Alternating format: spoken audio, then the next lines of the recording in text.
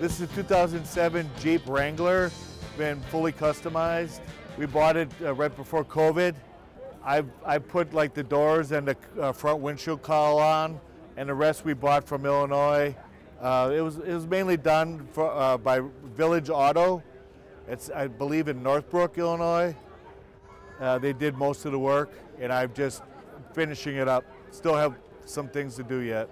These are the EAG spiderweb doors. I believe that's an EAG windshield cowl. These are all poison spider wheel wells, the Fox shock absorbers. This is the XRC fenders. I do have doors that I put on, and they have the body armor on the doors too, so they're like kind of blacked out with this material on the doors.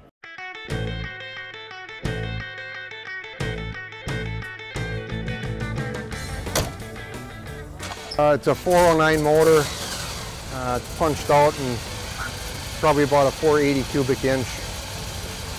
Just drive it around whenever, go to shows, have fun.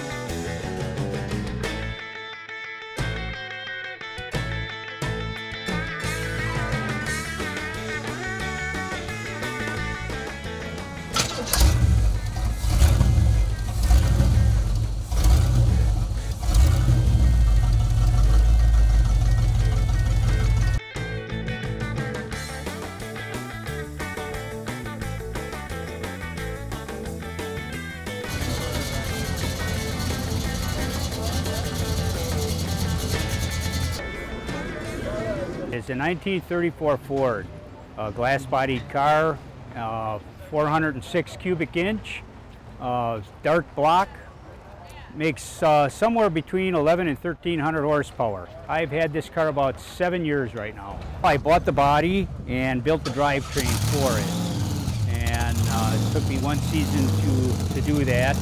And it was running on methanol before, and now I run it on E85. With port nozzles on it, so I can get a better tune-up on it. So the car is a streetable car, but it eats a lot of fuel.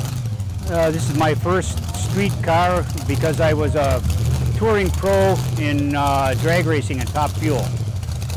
And so I bought this after I retired from Top Fuel racing.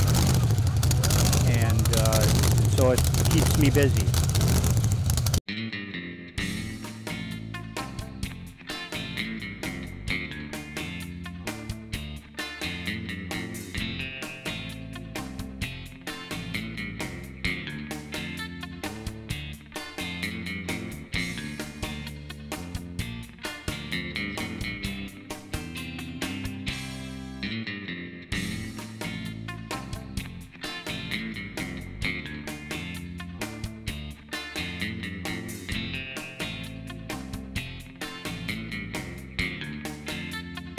It's a 69 Rambler, Scrambler, AMC, built it in Kenosha. They made it 1 year. I found this car about 9 years ago in Arizona. It's been an Arizona car all its life until I brought it back to Wisconsin. It came with a 4-speed, and it's could only get them with 4 speeds.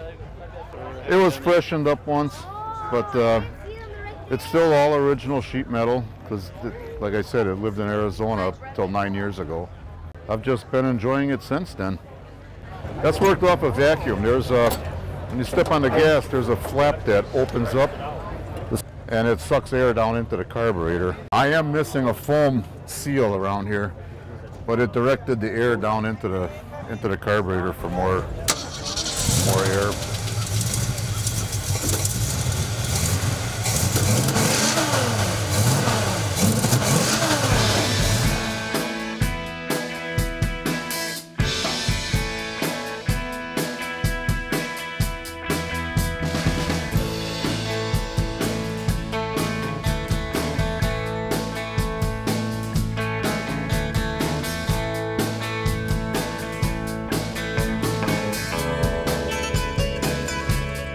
is a one-owner 1973 Volkswagen Thing called a Type 181 also. Bought it from Concours Motors back in September of 1973, in fact. I was going to school to be a geologist and I needed something to get me off the road and I couldn't afford a Jeep, so this just happened to come on the market at that time, and so I ordered one. Well, it's been my get off the road fossil car, because I collect fossils, and like this dinosaur footprint here. And there you can see the claw in the middle toe. Moab, Utah, up in the levels of rock up in Moab. It's got two tops. One is a convertible top and the other is a fiberglass hard top. I prefer going topless myself. Doesn't need a whole lot of upkeep. It's only got 67,000 miles on it right now, so it's just broken in. And there are, I believe, 2 companies that specialize in thing parts in the United States. And I worked for Union Oil Company of California as a geologist. This was my baby. The military version from World War II, called a Kugelwagen, which means bucket car. And that's what this thing is. It's just take the seats out and it's a bucket. Doors come off, windshield folds down, but it's a regular Volkswagen engine and back. It's regular gasoline, and it's not the original engine, because the original engine had 46 horsepower and it just would not go down the road, particularly since it doesn't have any aerodynamic nose. And so this is a 71 engine that's in here.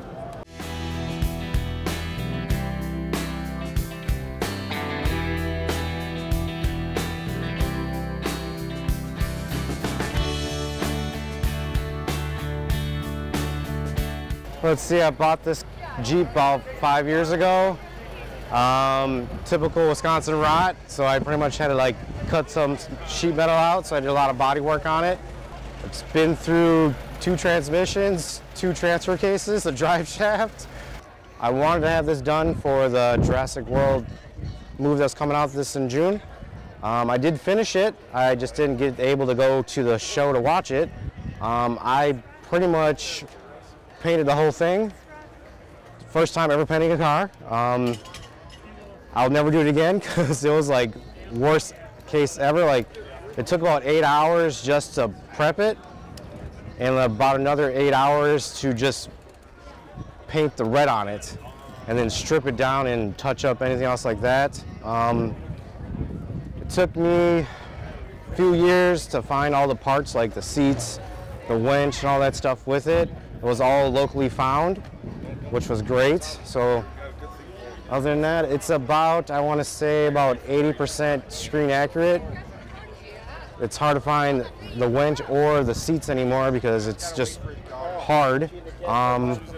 It is my daily driver, so it's not just for shows.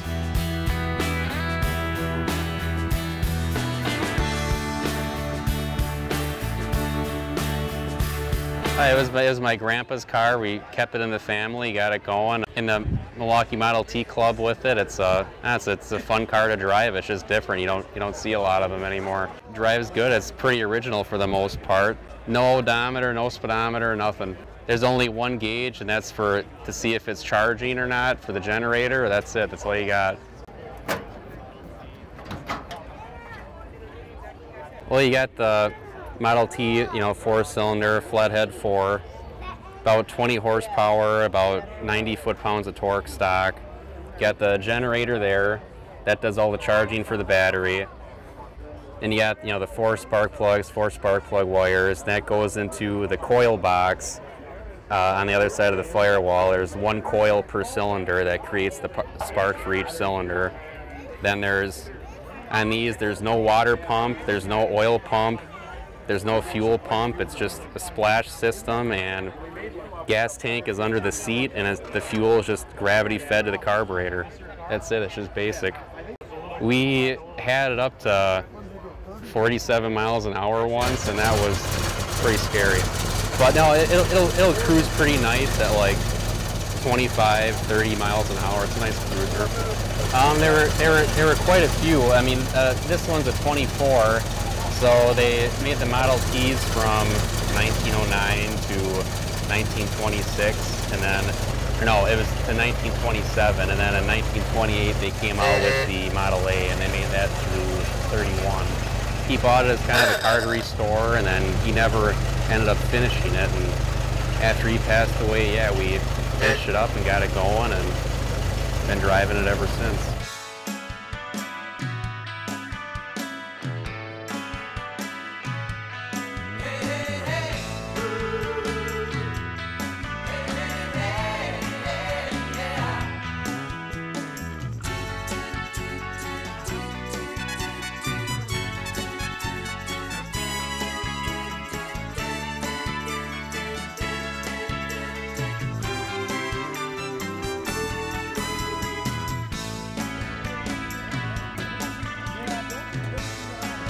This is a 1966 Buick Riviera. We're going to talk about the headlights. They're completely hidden when the hood is closed, and when you pull the headlight switch,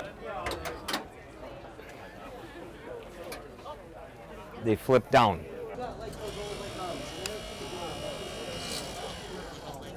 So now they're in the down position. This is the last year for the nailhead design engine, which was originally started in 1953, the first Buick V8. And this is the largest version, 425 cubic inches. It's 465 foot-pounds of torque. And up until 66, Buick used the torque rating on the air cleaner decal. And it's the only year for the Rochester Quadrajet 4-barrel on a nailhead design engine.